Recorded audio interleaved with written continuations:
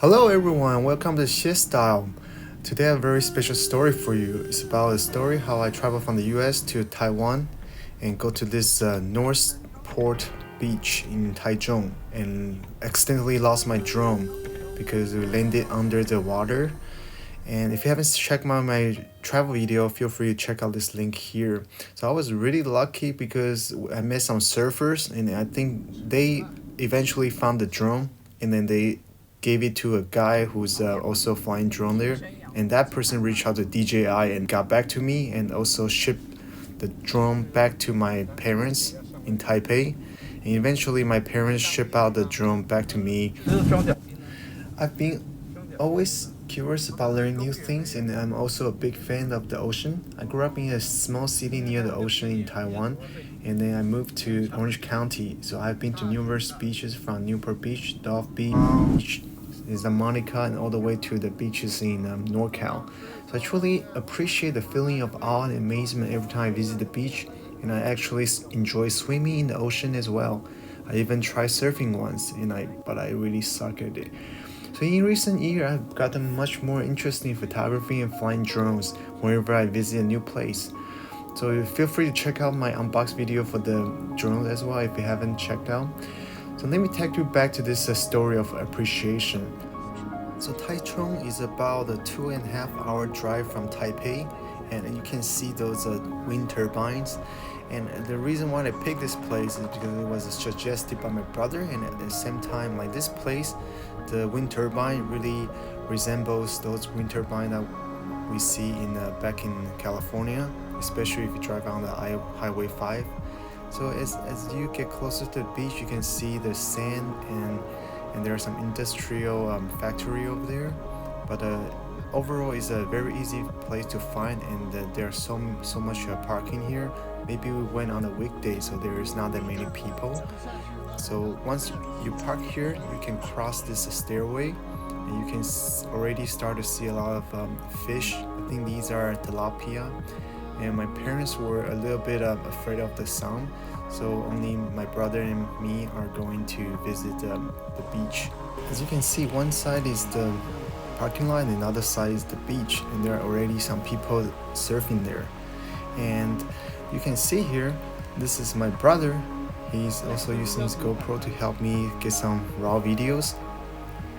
The other reason why I want to bring him up is that he's gonna play a big role in this story. So as you can see here, there are many people just chilling there on the beach, and I try to find a place that has less people so I can get some video footage of the drone. There's so many fish there, and there's even like a dead one over there. I did notice that there are some trash laying around on the beach, and it's a little bit concerning. So hopefully people are bringing their trash back. And anyways, the area is still pretty nice. There's still a lot of fish and even crabs. Okay, enough talking. Let's fly some drones to capture the area. I really want to get some good shot of the beach and the ocean because the color contrast is very beautiful, and also maybe a little bit of the wind turbine in action. So I found a place and then I started to fly. As you can see here, this is the video footage from the cache, the temporary storage on the phone from the drone, because what's gonna happen is unfortunate. I hope none of you lose your drone by submerging into the ocean. So my brother was standing next to me while I was flying the drone, and he was curious about how it works, and so I let him give it a try and play with it. And so far it was good. And I was preoccupied with all my mirrorless lens and GoPro and a few different lenses. So we took some really nice footage of the ocean. So while I was busy playing with the camera, my brother took these videos for me, and about 5 minutes into it, he started to call on me because he said he couldn't really see the drone because it's so small, and I think the color of the drone is also really hard to see when it's in the sky. So I told my brother to lower the altitude a little bit, so that's what he did. So he was lowering, but he still couldn't see it. The next thing I heard was the beeping sound of the landing, and I was really scared, and I took over the controller from him, but the drone has already submerged into ocean and lost the signal. When I zoom in on the map, the drone was so close to the sand, so I immediately walked there, but I couldn't see the drone. It was still like maybe 3 or 5 feet away from the shoreline. As we were standing there looking like a fool, these 3 surfers came over and they asked us if we lost the drone because they saw it submerging in the water. They tried to look for it, but it was without success because the water was so murky. So we left the area. I told my brother not to worry about it. But the thing that concerned me the most is the loss of data, because I lost all the high quality videos. And also, I don't want to leave the drone in the ocean, right? Because I can retrieve it or just like keep it as a souvenir even if it's broken. I don't want to leave it in the ocean. It might hurt someone or some other animals. After we left, my family took me to a nice restaurant to cheer me up, and the food was delicious there. Maybe I'll make a video about it. Then we traveled to Tainan and Kaohsiung. However, in the next few days, the thought of losing the drone, how it can potentially hurt the environment and people, really bugs me. Then I traveled back to the United States. 2 days after I landed, I got an email from DJI saying that somebody found the drone. That person was nice enough to ship it to my parents, and then my parents shipped the drone all the way from Taiwan to US. So this is how it goes. I would never imagine I'll unbox the same product twice, not to mention this is a retrieved product. So the battery couldn't be shipped because it's air freight. And then I checked the SD card, it was still there, and time for the moment of truth. I plug it into my R5 and then try to retrieve it through the computer. And thank God everything was intact. It's downloaded.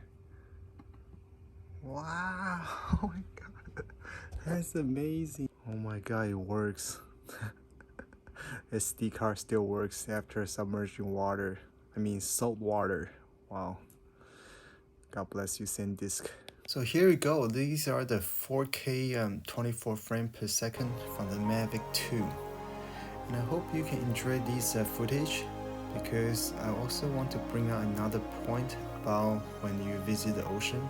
I think this time I really learned something from this loss of the drone, and I really appreciate those people like the surfers and the DJI person for helping me retrieve the drone. I later found out from Mr. Zheng that there are other people who found the drone, but they didn't know how to connect to the owner, so they handed it to him because he was flying another drone. What's beautiful about this experience that I really thought I lost everything, but I was able to find it, and the people who found it, they were really nice and for anything in return. I don't even know most of their name. The only thing I have is the Instagram page for Mr. Zheng.